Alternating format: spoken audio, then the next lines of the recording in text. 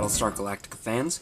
This is Wesatron. Today we're going to be taking a look at the Diamond Select Previews Exclusive Caprica 6 action figure.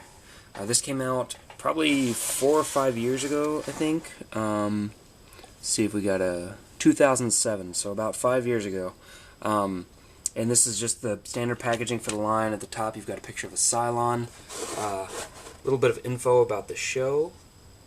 Anybody wants to pause and check that out. Very, very good show. Very great characters. Awesome, awesome sci-fi. And then it's got a little breakdown for each character and their different appearances, including Brendan Hot Dog Costanza, which I don't know if he got an action figure because they just needed to reuse the mold on the pilot suit, or if it's just because he's Edward James Olmos's kid. But either way, it's kind of cool that we get some weird characters in there, some at least not super popular characters. So this figure I got from Corner Store Comics for $11.99, I believe.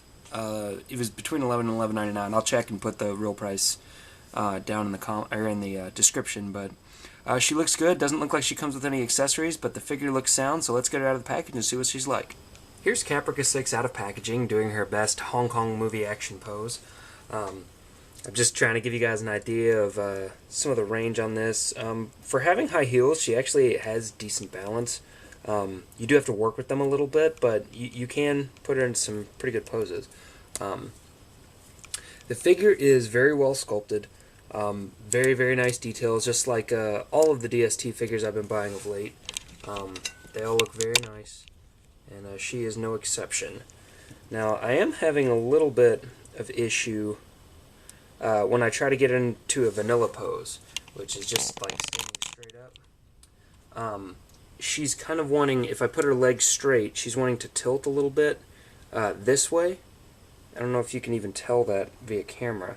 But I almost think that she was designed to maybe have her leg out just a little bit that way, kind of like a slinkier pose, because then she's like perfectly stable.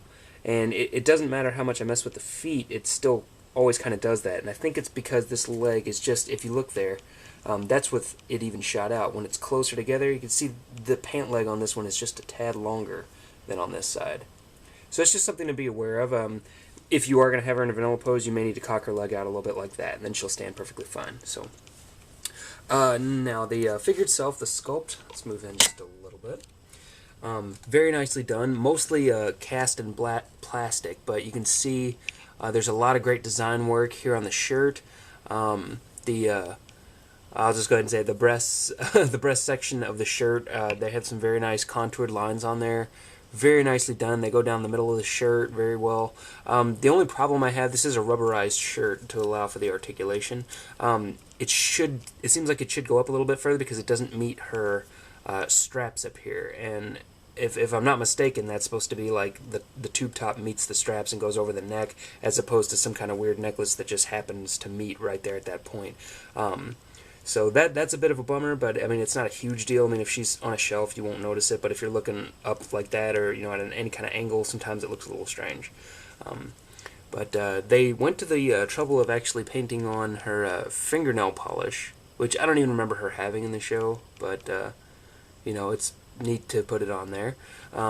Very nice pants details. They got a lot of great wrinkles in there, very nicely done. Just exactly what you would expect from DST. They're doing a great job over there. And then the kind of a more satiny look for the shoes here, for the high heels. Very, very well done. Dig it immensely. The paintwork is pretty solid all the way around. I don't have any real problems. Now the face itself, getting a little closer, is not bad. It's just not really Trisha Helfer. I mean, if we can get the actress in here on her card art, it's not bad. It's like the jawline probably needs to be worked on a little bit. The nose, perhaps. I'm not sure. My wife said it the best when she said that it looks too much like Ellen Ty, and it really does. I mean, if you get in close, you can see there's a lot of Ellen in there, and I think partially some of that might be from the makeup that they decided to go with, which is interesting because, if I can slip this in, the card art actually shows her with kind of like a softer, more natural color to her lips, and instead they tried to give her this kind of ruby rouge type of glossy look, which I don't really think fit with, particularly with Caprica 6 at all. She was very kind of emotional and like a real character. Like, she wasn't as interested in her looks. She was more complex, I would say. So that kind of surprises me that they decided to go with that. But, you know, to each his own. That may not bother you. I just, if I get the option, I may try and hit that with some alcohol and see if I can get any of that off. But I am worried about damaging the paint on the face, because if you didn't know, DST figures, for the most part, are painted like head to toe. So, or at least a lot of them. I mean, not all the Marvel Selects and stuff, but... So the hair, very nicely detailed. Very, very nice job. You can see the individual lines, like individual hairs actually sculpted in there. Very nicely done. I mean, that is fantastic work on the hair. Very, very well done. And the eyes are clean, even if they look a little bit spacey. They did a good job at painting them. So paint-wise, this figure's outstanding. Detail-wise, outstanding. Looks great. So let's talk a little bit about the articulation. She's got the double ball head that most DST figures have, so she gets this great downward motion, but her hair is very, very stiff plastic, so she's not going to get anything up at all. A little bit of tilt in there. Again, the hair is kind of blocking it if you have the head all the way up. If you put it down a little bit, you've got a lot more range of motion in there. And of course, you can left-right all you want all day long. It's got the double ball shoulders, similar to what... Tyrell and Captain Kirk and Spock have, so there is some rotation in and out there, and then the arm itself only goes out about that far. Swivel at the biceps all the way around, of course. Hinged elbows go just about 90 degrees, maybe a little shy. Swivel wrists, which most of the characters in this series have the ball-jointed wrists, but she comes with the swivels. Swivel waist, and again you can see that rubberized top in action. Very cool, because it doesn't hinder anything at all. I mean, just it glides right over that and still maintains its shape whenever it's in the vanilla pose. She's got T-hips that are also hinged like DCUC, so, you know, forward extremely far. Very, very nice forward motion. And you can see the shirt kind of bending up underneath it. You know, it's not hindered at all. Very, very cool. And then the hinge is fantastic, because these hinges on these Battlestar toys go like way out. Very, very nice. We've got swivels in the thighs just above the knee, which is a very tight joint.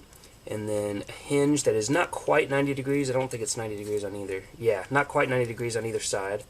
And then we've got ball and socket feet. So they've got a little motion from side to side, not much forward and back, mostly side to side is what you'll have to deal with, and of course full rotation in there, which is what is going to help you get her into those wider poses if that's what you want to do. Excuse me. So let's pull back for a second, and we'll see her in comparison with another figure. This is her with Leoben. He is one of the taller figures in the set.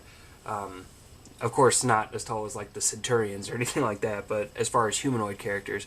And you can see he's only a little bit taller than her. Let me pull back just a little so you can see.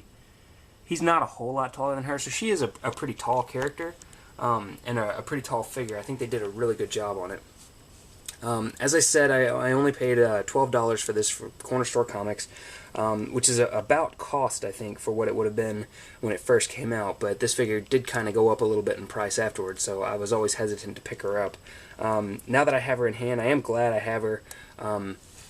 I may even try and pick up the red dress, because I think that one might actually have the softer lipstick. If that's the case, I may just switch the heads on those. I'm not quite sure yet. But if I do, I will post a review up here. But that's pretty much it for this character. No accessories came in the package, but still $12 for an exclusive figure is pretty darn good. Pretty darn good. I get tongue-tied easily. So that's it. Check out InfiniteHollywood.com for more news, reviews, and discussions. And thank you guys for all your questions and comments. I'd love to help you if you have any questions. Just hit me up below and comment, rate, subscribe. I appreciate it, guys. Thanks a lot. Bye-bye.